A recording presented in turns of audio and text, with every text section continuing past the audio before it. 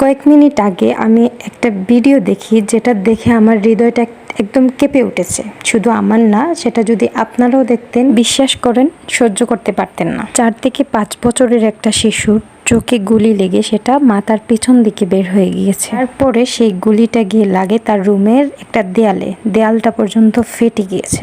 ঢাকায় ছাত্র ও পুলিশের মধ্যে সংঘর্ষে যখন গোলাগুলি হচ্ছিল, সেই শব্দটা বাচ্চা নিতে পারছিল না, এত বিকট শব্দ হচ্ছিল।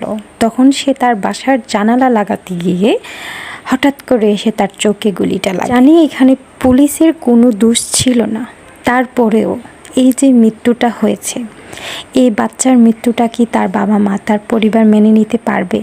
কিভাবে তারা সেই সুখটা কাটিয়ে? দুদিন পর সব কিছু ঠিক হয়ে যাবে, যে যার কাজে যে যার মতো আনন্দ উল্লাসে মেতে উঠবে। কিন্তু যারা এই পৃথিবীতে নেই, যারা